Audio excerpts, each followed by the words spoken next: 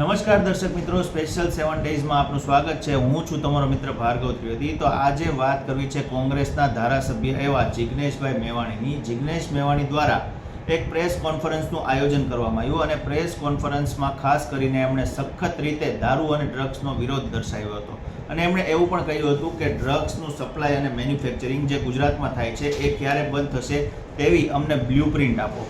અને ઘણી સ્કૂલો, ઘણી કોલેજોની આસપાસ પણ ડ્રગ્સનું મોટા પ્રમાણમાં વેચાણ થાય છે એવો પણ એમણે આરોપ લગાવ્યો છે અને એ બંધ ક્યારે થશે અને એ લોકોને ડ્રગ્સ વેચવા માટે સપોર્ટ કોણ કરે છે એ પણ એમના દ્વારા પ્રેસ કોન્ફરન્સમાં પૂછવામાં આવ્યું। તથા ઘણા હિન્દુઓ મંદિરો જે મોટા તીર્થસ્થાનો ગણવામાં આવે છે તેના 3-4 કિલોમીટરના એરિયામાં ખૂબ પ્રમાણમાં દારૂનું વેચાણ પણ થાય છે, તો તેનો પણ જિગ્નેશભાઈ દ્વારા વિરોધ કરવામાં આવ્યો છે।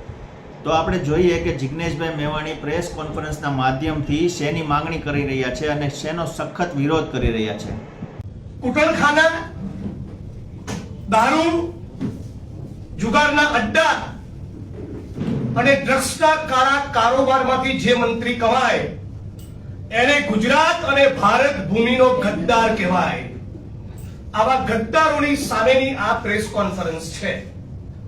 થરાદના મારા હલ્લા બોલના પ્રકરણ બાદ આપ જોઈ રહ્યા છો કે સમગ્ર ગુજરાતમાં ગુજરાતની સામાન્ય જનતાનો, તમામ ગુજરાતી ભાઈ બહેનોનો, તમામ જ્ઞાતિ, ધર્મ અને પ્રદેશના લોકોનો એક જબરદસ્ત જુવાળ જોવા મળી રહ્યો છે।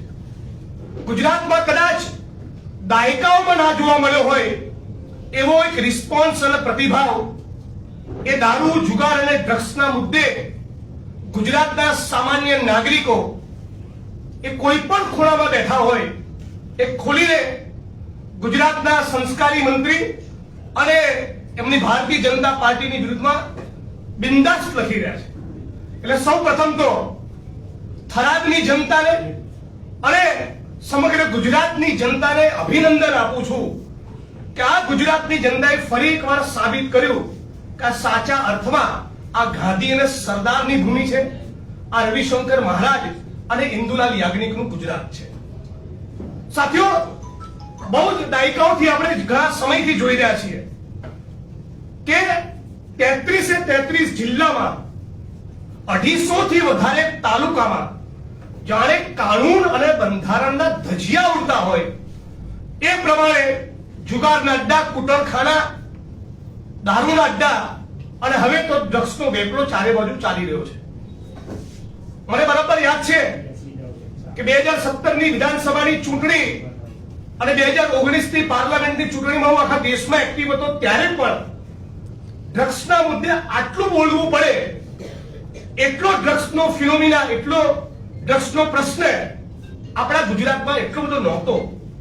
ક્યાંક થોડી ઘણી ઘટનાઓ સામે આવતી, પણ છેલ્લા 5 વર્ષમાં જે પ્રમાણેનું ડ્રગ્સ ગુજરાતમાં ઠલવાયું છે, જે પ્રમાણે ગુજરાતમાં ડ્રગ્સનો કારોબાર શરૂ થયો છે, જે પ્રમાણે ગુજરાતના વિવિધ વિસ્તારોમાં ગુજરાતમાં ડ્રગ્સ ઉત્પાદન કરતી, ડ્રગ્સનું મેન્યુફેક્ચરિંગ કરતી કંપનીઓ પકડાઈ છે, એ સ્પષ્ટપણે દેખાઈ ગયું છે કે રાજ્યની સરકાર અને પોલીસના સંપૂર્ણ આશીર્વાદ અને રહેમ નજર વિના આ ડ્રગ્સનો કારોબાર શક્ય નથી। મીડિયામાં અને વિધાનસભાના મંચ ઉપર કેટલી કિંમતનું ડ્રગ્સ પકડાયું એને આ પ્રેસ કોન્ફરન્સના માધ્યમથી હું ચેલેન્જ કરી રહ્યો છું। હું નથી માનતો કે સાચો આંકડો વિધાનસભાના મંચ ઉપર પણ જાહેર કરવામાં આવી રહ્યો છે। હું માંગણી કરું છું, આ વ્હાઇટ પાવડરના મુદ્દે ભારતીય જનતા પાર્ટીની સરકાર વિધાનસભાનું સ્પેશિયલ સત્ર બોલાવીને વ્હાઇટ પેપર જાહેર કરે। મારી શુદ્ધ જાણકારી પ્રમાણે, સબ્જેક્ટ ટુ કરેક્શન, ભૂલ થતી હશે હું માફી માંગીશ, પણ મારી શુદ્ધ જાણકારી પ્રમાણે ગુજરાતના કોસ્ટલાઇન, દરિયાકાંઠા પરથી અંદાજિત 64,000 કરોડ રૂપિયાનું ડ્રગ્સ પકડાયું છે। તો આજે એક ગુજરાતી જાણવા માંગે છે, આ ડ્રગ્સ આપણા ગુજરાતમાં મંગાવી કોણ રહ્યું છે, કોના માધ્યમથી આવી રહ્યું છે? આમાં રાજ્યની પોલીસ, ભ્રષ્ટ અધિકારીઓ, ગૃહ વિભાગની શું મિલીભગત ને સામેલગીરી છે? આના ડિસ્ટ્રીબ્યુટર અને સપ્લાયર કોણ છે? કોણ છે આના એન્ડ યુઝર? એ શું ચાલી રહ્યું છે આપણા ગુજરાતમાં કે શાળાઓની બહાર, કોલેજીસની બહાર, હોસ્ટેલોની અંદર, યુનિવર્સિટીની બહાર છડે ચોક ડ્રગ્સ મળી રહ્યું છે. ગાંધી અને સરદારના ગુજરાતમાં આવો દિવસ ભૂતકાળમાં ઇતિહાસમાં આપણે કદી નથી જોયો. આ ગુજરાતના ગૌરવ અને ગુજરાતની અસ્મિતાને ખંડિત કરવામાં આવી રહી છે. આપણા ગુજરાતના લલાટ ઉપર કલંકની કાળી પીળી ભારતીય જનતા પાર્ટી લગાડી રહી છે. હું સવાલ પૂછી રહ્યો છું, કોણ છે ગુજરાતનો બદમાશ મંત્રી જે ગુજરાતની વર્તમાન યુવા પેઢીની ધમની અને શીરામાં એ ડ્રગ્સ ઘુસેડી રહ્યો છે? એ માણસને કોંગ્રેસ પાર્ટી અને ગુજરાતી તરીકે કોઈ પણ સંજોગોમાં અમે છોડવાના નથી. અને સવાલ એ પૂછીએ છીએ કે આટલા દિવસથી મીડિયામાં, સોશિયલ મીડિયામાં, આમ જનતામાં આટલો ઉકળાટ છે, ચારે બાજુ લોકો કોમેન્ટ્સ કરી રહ્યા છે, પોતાની પ્રતિક્રિયા આપી રહ્યા છે, રેલીઓ કરી રહ્યા છે, આવેદન પત્રો આપી રહ્યા છે, અને છતાં ચિંતન શિબિરમાં મંજીરા વગાડનારી આ ભારતીય જનતા પાર્ટીની સરકારના મુખ્યમંત્રી એક શબ્દ બોલવા તૈયાર નથી. માનનીય ભૂપેન્દ્રભાઈને સવાલ પૂછું છું, તમારે આ મુદ્દે કંઈ કહેવાનું થતું નથી કે તમને મજા પડી રહી છે કે લોકો હર્ષ સંઘવીનો દાવ લઈ રહ્યા છે? એ સવાલ પૂછવા માંગુ છું. માનનીય મુખ્યમંત્રી ભૂપેન્દ્રભાઈ, તમારા પેટનું પાણી કેમ નથી હલતું? તમારા જ વિધાનસભા ક્ષેત્રમાં બહેન દીકરીઓ, માતાઓ વિધવા થઈ રહી છે દારૂના કારણે. તમારા જ વિધાનસભા ક્ષેત્રની અંદર પણ ક્યાંક ને ક્યાંક ડ્રગ્સ મળી રહ્યું છે. હર્ષ સંઘવીના વિધાનસભા ક્ષેત્રની અંદર પણ દારૂના અડ્ડા ચાલી રહ્યા છે. મેં અગાઉ પણ કહેલું, દ્વારકા, સોમનાથ, ખોડલધામ, ઉમિયાધામ, અંબાજી, વડતાલ, આખા ગુજરાતના હિન્દુ ભાઈ બહેનોની આસ્થાના પ્રતીક એવા મંદિરોની 2-3 કિલોમીટરની ત્રિજ્યામાં બેફામ નિર્લજ્જ બનીને બુટલેગરો દારૂના અડ્ડા ચલાવી રહ્યા છે અને ક્યાંક ક્યાંક ડ્રગ્સ પણ મળી રહ્યું છે. શું કહેવાનું થાય છે ગુજરાતની સરકારને? ગુજરાતની 6.5 કરોડ જનતા વતી એક જ ડિમાન્ડ છે. ગુજરાતના ગૃહમંત્રી મિસ્ટર હર્ષ સંઘવીનું રાજીનામું જોઈએ, નથિંગ લેસ ધેન ધેટ. એનાથી ઓછું કઈ નહીં ખબર. આ 8 ચોપડી પાસ ગૃહમંત્રીને સત્તાના કોઈ સ્થાન ઉપર લેવાનો અધિકાર નથી. ગુજરાતના 33 જિલ્લા, 250 તાલુકામાં છડેચોક દારૂ આવતું હોય, અને સ્ટેટ મોનિટરિંગ સેલને પણ કહેવા માંગુ છું, તમારામાં બી પાણી હોય તો આ શું ખાલી કોન્સ્ટેબલોની વિકેટ પાડો છો? તમારી બધી હોશિયારી ખાલી કોન્સ્ટેબલ આગળ નીકળે છે. હેડ કોન્સ્ટેબલને સસ્પેન્ડ કરો છો, એક્શન લો છો તો બહુમાં બહુ પીએસઆઈ ને પીઆઈ ની સામે. થરાદમાંથી, સાબરકાંઠામાંથી, બનાસકાંઠામાંથી, ભરૂચમાંથી નીકળેલો જે દારૂ, બનાસકાંઠા, થરાદમાંથી નીકળેલો દારૂ જે પાટણ, મહેસાણા અને ગાંધીનગર થઈને અમદાવાદ, ખેડા અને બાલાસિનોર સુધી જાય છે, એના રસ્તામાં આવતા એલસીબી ના પોલીસ ઇન્સ્પેક્ટરો શું કરે છે? તમારું એસએસબી શું કરે છે? તમારું સ્ટેટ આઈબી શું કરે છે? તમારી લોકલ ક્રાઇમ બ્રાન્ચ શું કરે છે? તમારું સેન્ટ્રલ આઈબી શું કરે છે? તમારું ગૃહ વિભાગ શું કરે છે? ત્યારે તમારું સ્ટેટ મોનિટરિંગ સેલ સવાલ કેમ નથી પૂછતું કે આમાં જિલ્લા પોલીસ વડાની શું ભૂમિકા છે? ટાર્ગેટ કરવા હોય જિગ્નેશભાઈને તો નાના પોલીસ કર્મચારીઓને હાથો બનાવો છો. અરે શરમ આવવી જોઈએ તમને. હેડક્વાર્ટરમાં રહેનારા પોલીસના નાના કર્મચારીઓના પરિવારોની કાન ઉપર બંદૂક મૂકી ટ્રાન્સફરની ધમકી આપી જિગ્નેશભાઈની સામે ઉશ્કેરો છો. તમારું તો આનાથી પેટનું પાણી બી નહીં હલે. મિસ્ટર સંઘવી, સમજી લેજો, ગુજરાતની જનતા બરાબર તમને ઓળખી ચૂકી છે. તમે જ્યારે પોલીસ કોન્સ્ટેબલ ભાઈ બહેનો યુનિયનની વાત કરે ત્યારે અમે ડંકાની ચોટ ઉપર સમર્થનમાં ઉભા રહીએ છીએ. પોલીસ તાનાના કર્મચારીઓ જ્યારે ગ્રેડ પે ની વાત કરે, ફિક્સ પગાર, આઉટસોર્સિંગ કોન્ટ્રાક્ટ નાબૂદીની વાત કરીએ ત્યારે મીડિયા સમક્ષ બોલવાનું હોય, જાહેર સભાના મંચ પર બોલવાનું હોય કે ગુજરાતની વિધાનસભાના મંચ હોય, અમે આ નાના કર્મચારીઓની પડખે ઉભા રહ્યા છે. તમારા ઉચ્ચ આઈપીએસ અધિકારીઓ જ્યારે નાના કોન્સ્ટેબલ, પીએસઆઈ, પીઆઈ ને ટાર્ગેટ કરે ત્યારે અમે એમનો પક્ષ લેતા હોય છે. મારી સામે ઉશ્કેરણી કરવાની વાત કરો છો. અને મેં શું કહ્યું હતું થરાદની મીટિંગમાં? જે પણ માણસો ખોટું કરતા હશે, કે ધારાસભ્ય હોય, સંસદ સભ્ય હોય, મંત્રી હોય, બિઝનેસમેન હોય, એડવોકેટ હોય, મીડિયા કર્મી હોય કે પોલીસ વાળો હોય, જે પણ ખોટું કરે એ ભોગવે. જે દારૂ, જુગાર, ડ્રગ્સમાંથી કમાય છે એના પટ્ટા ઉતરે. આ વાક્ય ઉપર આજે પણ હું અડીખમને અકબંધ છું. મારી સામે તમે જેટલા પ્રોટેસ્ટ કરાવશો સોશિયલ મીડિયાની બધી કોમેન્ટ વાંચી લેજો, આવડી ગાળો તમને પડી રહી છે. મિસ્ટર સંઘવી, તમને નામ જો ગાળો પડી રહી છે. આ છે ગુજરાતની જનતાનો સાચો મૂળ. રાજ્યના પોલીસ વડા, ભારતીય જનતા પાર્ટીના પ્રદેશ પ્રમુખ મિસ્ટર સંઘવી, એમના પ્રવક્તા 4 જણાએ મારું નામ લીધા વગર ઇનડિરેક્ટ કોમેન્ટ કરી, પણ 4 માંથી એક માણસ એવું ના કીધું કે હા આપણા ગુજરાતમાં હવેથી ડ્રગ્સ વેચાવા નહીં દઈએ. એક પણ માણસ એવી ગુજરાતની જનતાને હૈયાધારણ નહીં આપી કે હવે આ ગુજરાતમાં ડ્રગ્સનો કારોબાર નહીં થાય, હવે ગુજરાતમાં કુટરખાના નહીં ચાલે, હવે ગુજરાતમાં દારૂ જુગારના અડ્ડા નહીં જોવા મળે, હવે હિન્દુ ધર્મની આસ્થાના પ્રતીક મંદિરોની ફરતે જિગ્નેશભાઈ આવી કોઈ ફરિયાદ નહીં કરવી પડે. અને ચેલેન્જ આપું છું ગુજરાતના ડીજીને, ગુજરાતના હોમ સેક્રેટરીને અને ગુજરાતના મુખ્યમંત્રીને.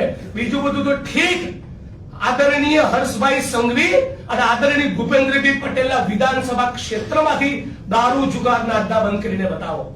જે પત્રકાર મિત્રે વિધાનસભા માનનીય સીએમ સાહેબની ત્યાંથી દારૂના અડ્ડા ડ્રોનના મારફતે એક્સપોઝ કર્યા, તેને એપ્રિશિએટ કરવાનો હોય, એસીપી ડીસીપી સામે કાર્યવાહી કરવાની હોય, એમનો ખુલાસો માંગવાનો હોય, એના બદલે પત્રકારને ટાર્ગેટ કરીને એને જેલમાં નાખવાની વાત કરી, એની પર બીજી એફઆઈઆર કરી. ગુજરાતની 6.5 કરોડ જનતાને કહીએ છીએ, તમે ત્યારે દારૂ જુગાર ડ્રગ્સના મુદ્દે સોશિયલ મીડિયામાં ખુલીને બોલો. ટૂંક સમયમાં અમે હેલ્પલાઇન નંબર પણ જાહેર કરવાના છીએ. ગુજરાતના 33 જિલ્લાના જિલ્લા પ્રમુખો, કોંગ્રેસ પાર્ટીના તમામ તાલુકા પ્રમુખોના મોબાઈલ નંબર એ તમારા માટે હેલ્પલાઇન નંબર જ છે. તમે કોઈના બાપની ચિંતા કર્યા વગર વિડીયો અપલોડ કરો સોશિયલ મીડિયામાં, મને ટેગ કરો, અમારા પ્રદેશ પ્રમુખ માનનીય અમિતભાઈ ચાવડાને ટેગ કરો, કોંગ્રેસ પાર્ટીને ટેગ કરો. આ મુદ્દે કોઈ કોમ્પ્રોમાઇઝ ચલાવી લેવામાં નહીં આવે.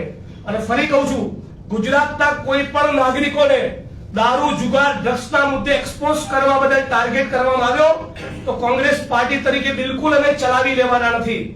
આ પ્રેસ કોન્ફરન્સના માધ્યમથી રાજ્યના મુખ્યમંત્રીને કહું છું કે તમારી પાસે શું નક્કર આયોજન કે બ્લુપ્રિન્ટ છે કે હવે પછી ગુજરાતમાં ડ્રગ્સનો કાળો કારોબાર નહીં થાય અને ગુજરાતની યુવા પેઢીને બચાવી લેવામાં આવશે.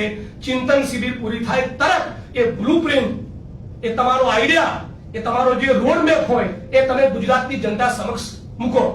બહુ દુઃખ સાથે કહેવું પડે છે કે ગુજરાતના પનોતા પુત્ર તરીકે જેને બહુ મોટા ઉપાડી આપણે દિલ્હીમાં મોકલ્યા, એ દેશના પ્રધાનમંત્રી, દેશના ગૃહમંત્રી વારંવાર ગુજરાતમાં આવે છે, ત્યારે પણ એક વાત પણ ગુજરાતની જનતાને એવી અપીલ નથી કરતા કે તમે ડ્રગ્સના રવાડી ના કરતા.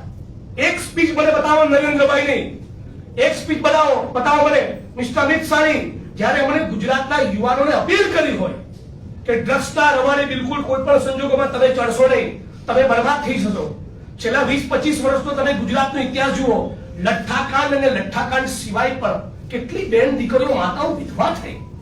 આપણા ગુજરાતમાં એવા ખતરનાક ડ્રગ્સ આવી ચૂક્યા છે કે સોમ, મંગળ, બુધ, ગુરુ 4 દિવસ કોઈ એક યુવાન લે અને 5મા દિવસે જો ડ્રગ્સ ના પડે તો ઘરની દિવાલમાં માથા પચાડે છે.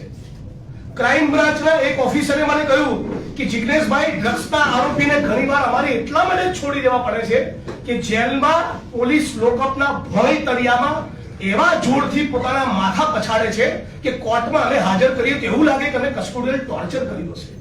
આટલા ખતરનાક ડ્રગ્સ આપણા ગુજરાતમાં, અને તમે શેની ડંફાસો મારો છો? આવું ગુજરાત હોય આપણું? આર રવિશંકર મહારાજની ઇન્દુરા યાજ્ઞિકનું ગુજરાત છે? ગુજરાતની ભારતીય જનતા પાર્ટીની સરકાર એના મંત્રીઓના હપ્તાખોરીના દૂષણ સિવાય આટલો ડ્રગ્સનો કાળો કારોબાર ગુજરાતમાં ફેલે નહીં. માનની પાર્થિવભાઈ હમણાં નીચે મારું ધ્યાન દોર્યું કે ગુજરાતની ફેક્ટરીઓ પકડાઈ છે, ડ્રગ્સનું ઉત્પાદન કરતી ફેક્ટરીઓ, રો મટીરિયલ પ્રોવાઈડ કરતી ફેક્ટરીઓ. આ શું કહેવાય? ગુજરાતના 15-17 વર્ષના યુવાન યુવતીઓ શાળાઓમાં, હોસ્ટેલમાં, યુનિવર્સિટી, કોલેજમાં જ્યાં ભણવા જતા હોય એ માણસો ડ્રગ્સ લેતા થઈ ગયા. અને બધું છેલ્લા 5 વર્ષમાં બન્યું છે. એની અગાઉના વર્ષોમાં ક્યાંક તમને નાની મોટી એવી ઘટના જોવા મળતી હતી, પણ પ્રાઇમરીલી આ જે મોટો કારોબાર જે ગુજરાતમાં આપણે જોઈ રહ્યા છે એ છેલ્લા 5 વર્ષમાં થયો છે. અને સમગ્ર રીતે ગુજરાતની જનતાને ફરી અભિનંદન આપું છું, અપીલ કરું છું, હાથ જોડીને વિનંતી કરું છું, પ્લીઝ તમે સોશિયલ મીડિયામાં લખો, પત્રો લખો, અરજીઓ આપો, આવેદન પત્ર આપો, કલેક્ટર હોય, એસપી હોય, દરેકે દરેક જગ્યાથી ગુજરાતમાંથી એક ગૂંજ ઉઠવી જોઈએ, સે નો ટુ ડ્રગ્સ. ગુજરાતના તમામ યુવાનોને પણ અપીલ કરું છું, આપ તમામ પત્રકાર મિત્રો એ ખૂબ સમર્થન કરી રહ્યા છો. બહુ દુઃખ સાથે કહેવું મળે છે કે કેટલીક ચેનલોમાં મારું વર્ઝન ન આવી એવી તકેદારી સાથેની પણ ડિબેટો પ્લાન થઈ. નિવૃત્ત કર્મચારીઓને પણ બેઠાડા. આવા નિવૃત્ત કર્મચારીઓના નામ જો તો નહીં કહું, પણ એટલે જ એક કોમેન્ટ કરીશ કે આ પૈકીના એક નિવૃત્ત કર્મચારીને એટલો સવાલ પૂછવા માંગુ છું કે એક રાજકોટમાં ઉચ્ચ આઈપીએસ અધિકારીનું પોસ્ટિંગ થયેલું, એ કોણ હતા જેની લંપટ લીલાઓના કારણે એની પત્નીએ આત્મવિલોપનનો પ્રયોગ કરવો પડ્યો હતો? આવું ઘણું બોલી શકું છું. સવારે ઉઠીને મેં કીધું એ પ્રમાણે સરસ સરગવાની સિંગો ખાઓ, આમળાનો રસ પીવો, શરીરમાં કેલ્શિયમ આવે. સ્પાઇન તમે જ્યારે નોકરીમાં હતા ને ત્યારે મજબૂત નહોતી, નિવૃત્તિ પછી કદાચ મજબૂત બનશે. અને ગુજરાતના ડીજી એમણે પોલીસના મનોબળની ચિંતા કરી. પોલીસના મનોબળની ચિંતા એમના કરતા અમને વધારે છે અને એટલા માટે કહીએ છીએ કે ગ્રેડ પે નો લાભ આપવો. ઓર્ડલી તરીકે એસપી ના બંગલામાં જે માણસો મજૂરી કરતા હોય છે ને, ઘણા ઉચ્ચ આઈપીએસ અધિકારીઓ એમની જોડે પગની દોરી બંધાવતા હોય છે, જૂતા લેવાનું કહેતા હોય છે. આ પોલીસના નાના કર્મચારીઓની પડખે અમે છીએ. એટલે આશા રાખું છું કે રાજ્યની સરકાર એ મને ટાર્ગેટ કરવાના બદલે ટાર્ગેટ ડ્રગ પેડલર્સ અને રાજ્યના બુટલેગરોને કરશે. આપ સૌનો ખૂબ ખૂબ આભાર. તમારા કોઈ પ્રશ્નો હોય અને પાર્થિવભાઈને કંઈ ઉમેર હોય તો. કોઈ મિત્રોના પ્રશ્નો હોય તો. આપણે કહ્યું કે વધારે ડ્રગ્સ પકડાય છે તો મુદ્રા પોર્ટ પરથી પકડાય છે તો બિલકુલ અદાણીના મુન્દ્રા પોર્ટ પરથી પણ ડ્રગ્સ પકડાયું છે. મિઝોરમની પોલીસ આવીને અહીંયા ધરપકડ કરવી પડી એટલે ગુજરાતનો સ્ટોક ડ્રગ્સનો એ મિઝોરમ જઈ રહ્યો છે. તમે ઇમેજિન કરો. અને મને તો સવાલ થાય, અદાણીનું મુન્દ્રા પોર્ટ બનાવ્યું છે ને મારે, એટલે અદાણીને પકડીને એની પૂછપરછ કરવી જોઈએ. બિલકુલ કરવી જ જોઈએ. બીજું જિગ્નેશભાઈ, આપણે કહ્યું કે ગુજરાતની અંદર આટલું બધું ડ્રગ્સ વેચાતું હોય તો ઇન્ડિયન પોલિટિકલ સર્વિસ જે આઈપીએસ બની ગઈ છે એની મિલકતોની 2 નંબરની મિલકતોની કુટુંબીજનોની તપાસ કરે. કેમ નહીં થવી જોઈએ? ચોક્કસ થવી જોઈએ, બિલકુલ થવી જોઈએ. મોટાભાગના આઈપીએસ મેં કીધું એ પ્રમાણે જ્યાં એસએમસી કે જિલ્લા પોલીસ વડાઓ બધા રેડ કરાવે છે ત્યારે વિકેટ કોની પાડે છે, સસ્પેન્ડ કોને કરે છે? પીએસઆઈ ને, પીઆઈ ને, કોન્સ્ટેબલ ને, હેડ કોન્સ્ટેબલ ને. તો આ જે જિલ્લા પોલીસ વડાઓ થઈને બેઠા છે એમની સામે તો કોઈ દિવસ ખાતાકીય તપાસ થતી નથી. ઇન્ડિયન પોલિટિકલ સર્વિસ બની ગઈ છે. એટલે તમે એક મિનિટ તમે કલ્પના કરો કે થરાદમાંથી કે બનાસકાંઠા કે સાબરકાંઠામાંથી દારૂ નીકળે, એને ઉચ્ચ પોલીસ અધિકારીઓના આશીર્વાદ હોય, સ્ટેટ સેન્ટ્રલ આઈબી ચૂપ રહે, પોલીસની ગાડીઓનો કાફલો એના કોર્ડન કરતો હોય, આગળ કોઈ જગ્યાએ કોઈ કોન્સ્ટેબલ કે પીએસઆઈ પકડે તો કહી દે કે લાઈનની ગાડી છે. આ બધા જ માણસો ક્રિમિનલ એક્ટમાં ઇન્વોલ્વ છે. પણ તકલીફ એ છે, દુઃખ એ છે કે ઉચ્ચ આઈપીએસ અધિકારીઓની સામે રાજ્યની સરકાર પગલાં નથી ભરતી, ટાર્ગેટ કરે છે નાના પોલીસ કર્મચારીઓ. મારી ભાષા વિશે એમણે કોમેન્ટ કરી હતી. એક જ વાક્ય કહું, આ ટાંટિયા તોડવાનું તમે જે કીધું હતું એ શું હતું? તમે આ તમારી સંસ્કારી ભાષા છે. તમારી સામે એક પોલીસ કર્મી ઉપર હુમલો કરવાનો જે તે સમયે આરોપ લાગેલો, એ આરોપમાંથી અમુક સેક્શન્સ નીકળી ગઈ, કદાચ એક્વિટલ પણ મળ્યો છે. એ પાર્ટને હું એમ નથી કહેવા માંગતો, પણ જે તે સમયે આવો આરોપ હતો. આ શું કહેવા માંગે છે? ટાંટિયા તોડવા વાળું તમારું નિવેદન છે એ તમે હજી પાછું નથી લીધું. હું તો ડીજી સાહેબને સવાલ પૂછવા માંગુ છું, કોઈ પણ ગુજરાતનો નાગરિક જાહેરમાં એવું કે ટાંટિયા તોડી નાખવા જોઈએ, એ ભારતીય દંડ સંહિતાની લાગુ પડતી કલમો મુજબ બીએનએસ મુજબ ક્રિમિનલ ઓફેન્સ બને કે કેમ, જરા માર્ગદર્શન કરો.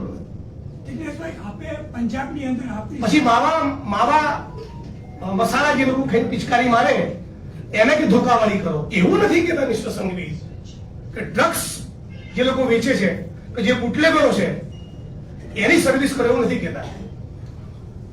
હું તો એવું કહેવા માંગુ છું કે જે પણ મંત્રી ડ્રગ્સના કાળા કારોબારમાંથી કમાતો હોય ને એનો વરઘોડો નીકળવો જોઈએ.